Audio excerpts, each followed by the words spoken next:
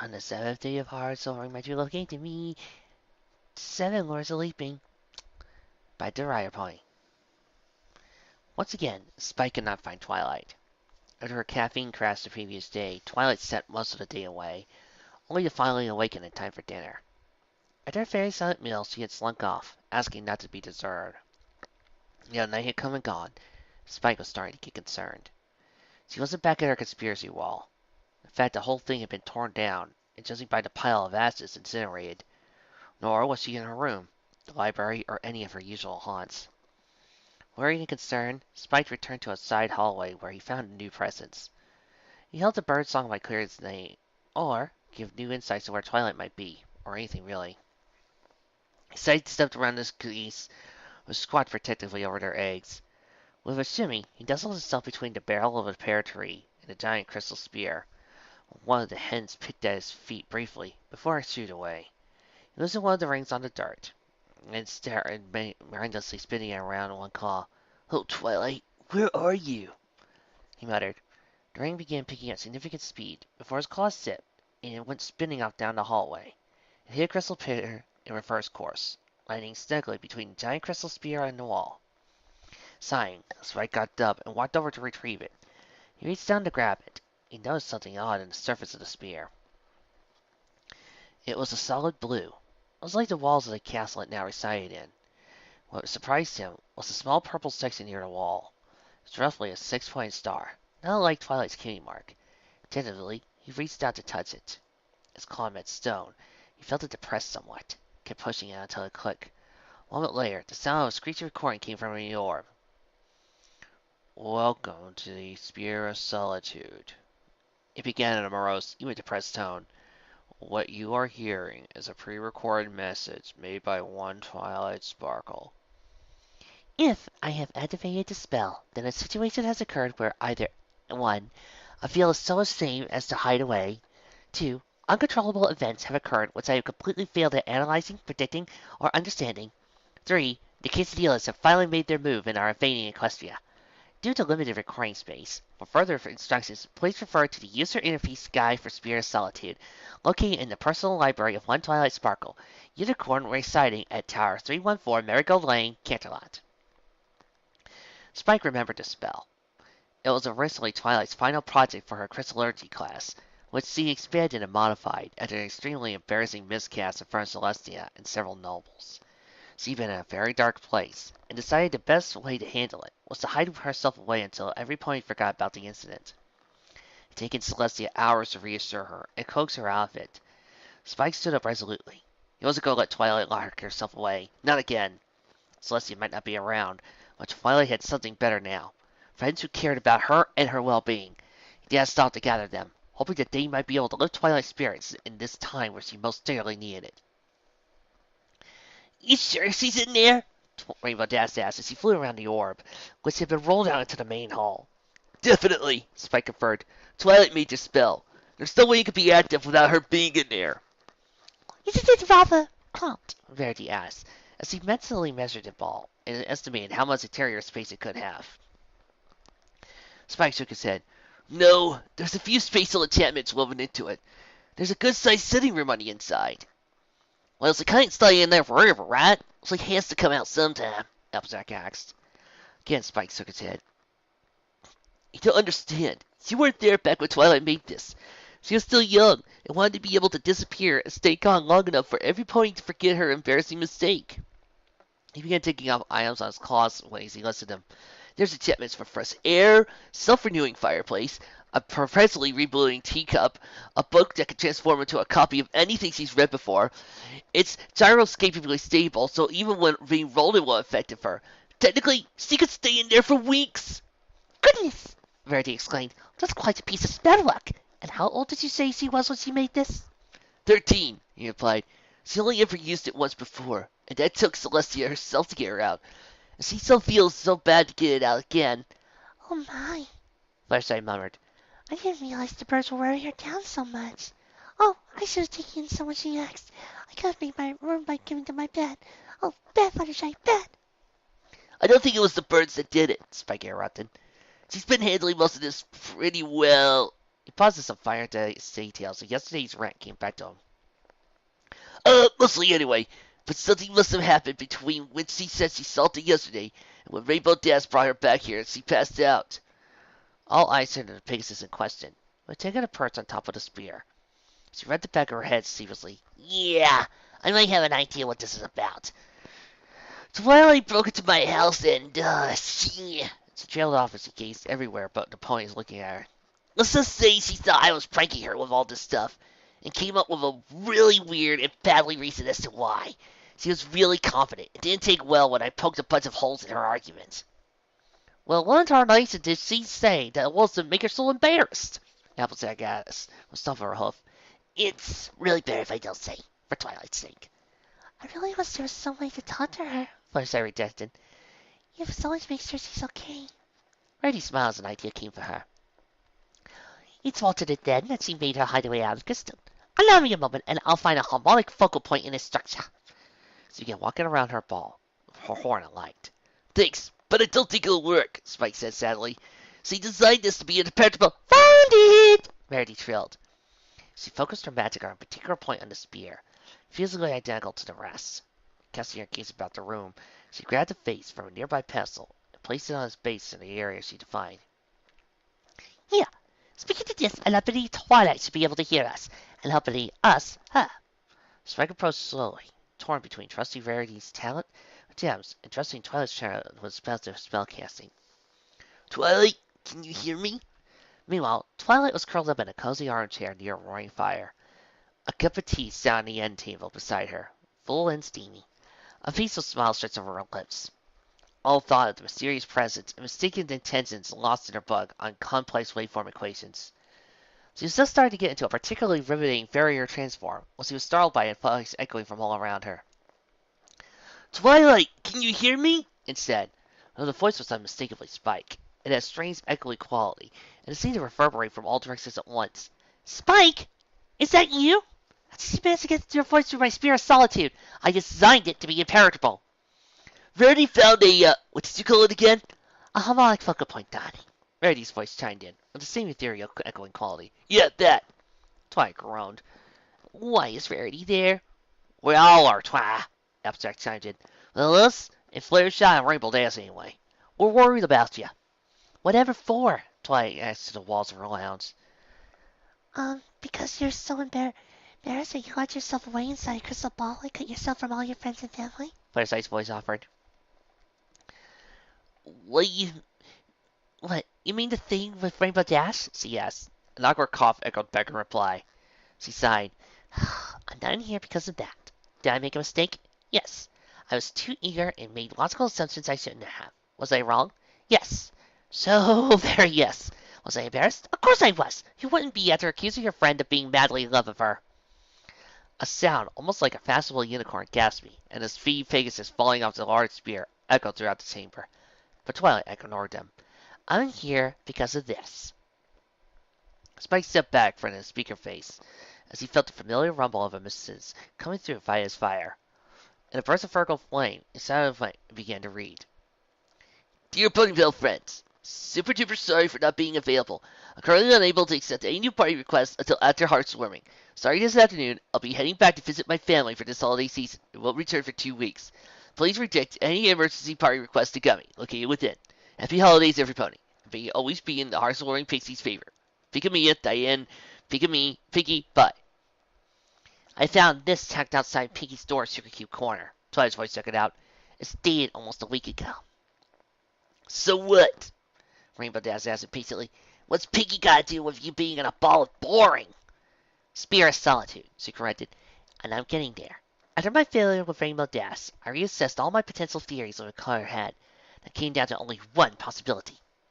Well, that was, Rarity prompted, that Pinkie was doing everything in order to convince me that her mythic Hearths Warming Pixie is real. Twilight responded. But when I went to confront her, I found that note, so it couldn't have been her. So I decided to run a test. I activated the Spear of Solitude to cut myself off from the world. And the gift still showed, even in here, that I could say that there is some sort of mythical creature involved, and not that it's clearly the work of a pony. So once the gift's sold tomorrow, I'll have my answer. Twilight, Spike interrupted. It is tomorrow. Almost lunch, really. Her ears perked up. Oh? Yeah, and there was a bunch of stuff piled outside your ball.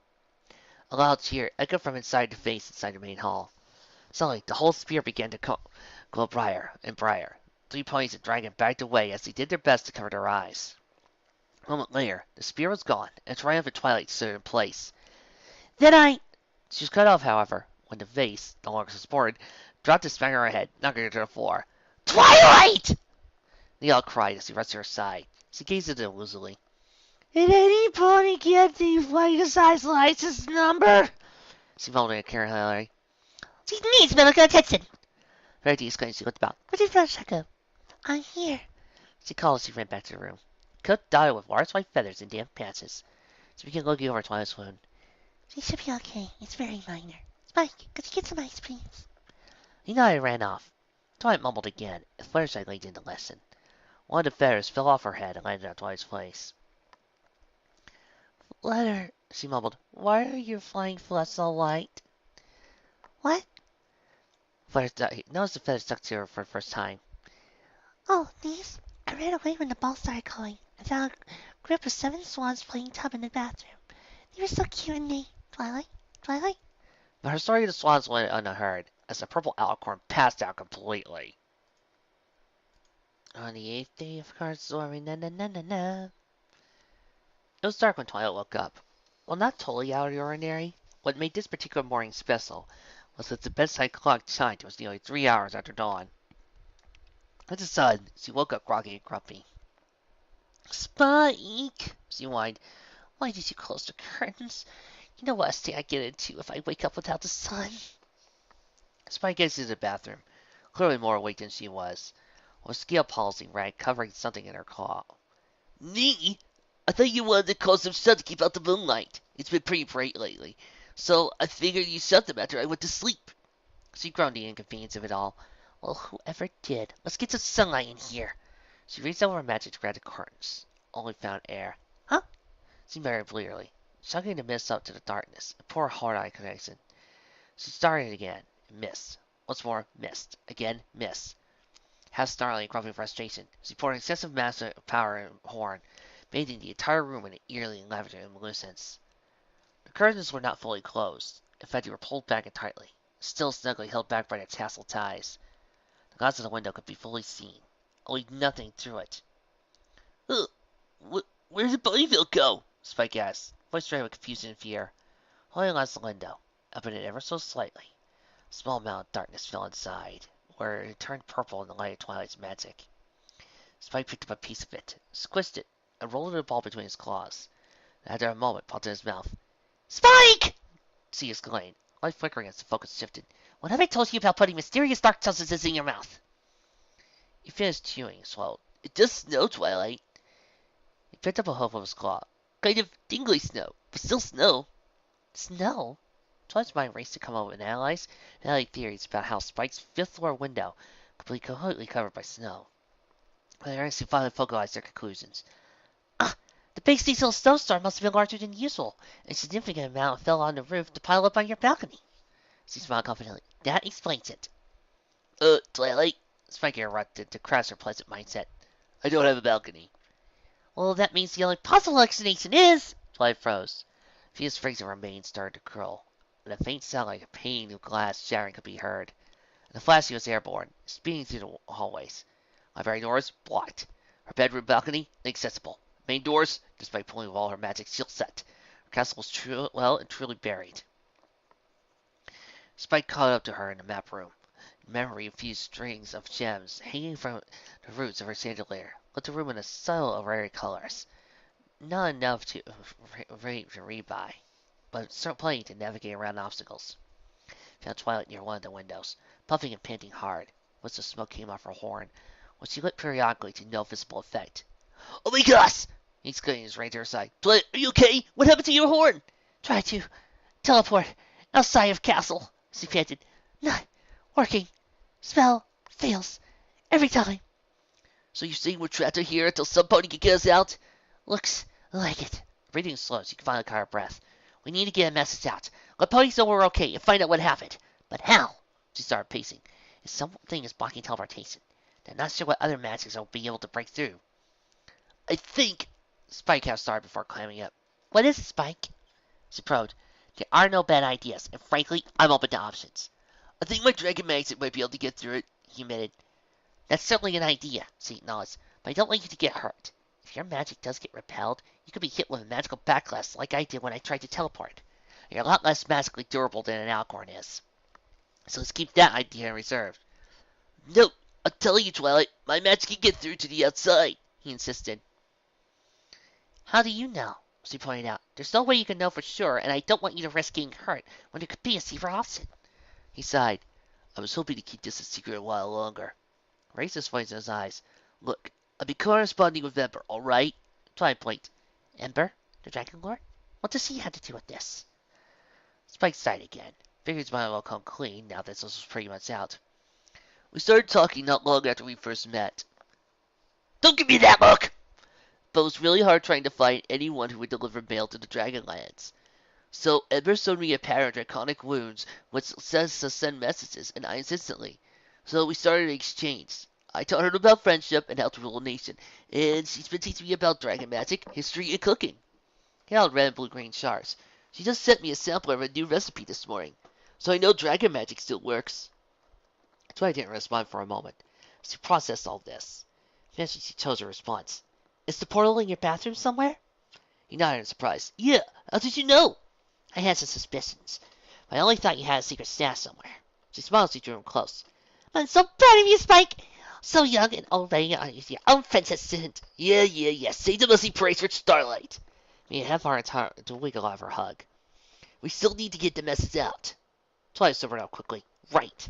You need to send a message.